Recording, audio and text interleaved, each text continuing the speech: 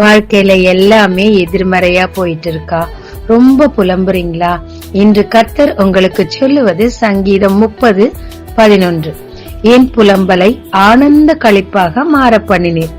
என் மகிமை அமைதியாயிராமல் உம்மை கீர்த்தனம் பண்ணும்படியாக நீர் என் ரெட்டை களைந்து போட்டு மகிழ்ச்சியினால் என்னை இடைக்கட்டினீர். தனி மனுஷனுக்கே ஒரு பிரச்சனைனா புலம்பி தீத்துருவோம். இங்க ஒரு நாட்டில் இருக்கும் ஒரு சாராருக்கு மொத்த பேருக்கும் பிரச்சனை. எந்த அளவு பிரச்சனைனா சாவுக்கு அவங்க ஒப்பு கொடுக்கப்பட்டிருந்தாங்க.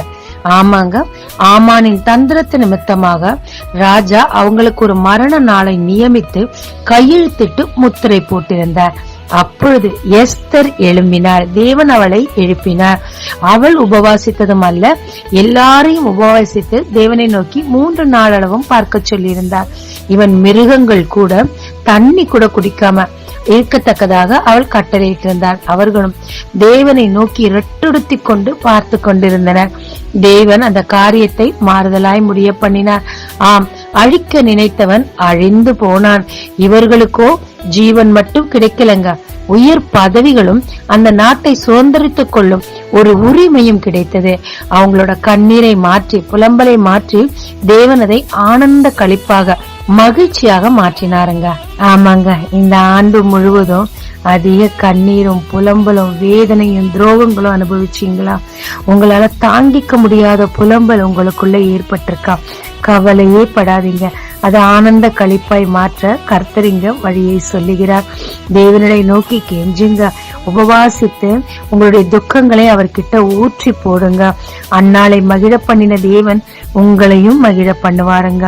உங்களுடைய சஞ்சலமெல்லாம் நீக்குவார், புலம்பலை நீக்கி ஆனந்த களிப்பாய் மாற்றுவார், கண்ணீரை நீக்கி மகிழ்ச்சியை தருவாருங்க. நம்பிக்கையோடு தேவனை நோக்கி பாருங்க. இந்த 26ஆம் ஆண்டு உங்களுக்கு நிச்சயமாய் ஒரு மகிழ்ச்சியின் ஆண்டாய் தேவன் வைப்பாருங்க. ஜெபிக்கலாமாங்க? தேவரீர், போதுமான அளவு அழுதுட்டேன், போதுமான அளவு நான் புலம்பிட்டேன், போதும் ஆண்டவரே, யாராவது உதவுவாங்களா நம்பி நம்பி துரோகத்தையும் அனுபவிச்சிட்டேன். தேவரே, இப்போ உங்களை விட்ட எனக்கு கதி இல்லை. உன் பாதத்துல வருகிற ரெட்டுடுத்தினவளாய் வருகிறேன் ஐயா. இந்த புலம்பலை ஆனந்த களிப்பாய் மாற்றுவேன் சொன்னீரே, மாற்றுவீராக. என் மதீனங்களை மன்னிப்பீராக, இழந்ததையெல்லாம் திரும்ப தருவீராக. உம்முடைய மேலான ஆசீர்வாதத்துக்கு நேராய் நடத்துவீராக. என் புலம்பலை ஆனந்த களிப்பாய் மாற்றுவீராக. இயேசு மூலம் பிதாவே, ஆமென். இயேசு கிறிஸ்துவின் நாமத்தில் இந்த நாளில் உங்களை ஆசீர்வதிக்கும் ஜீசஸ் விஷன்.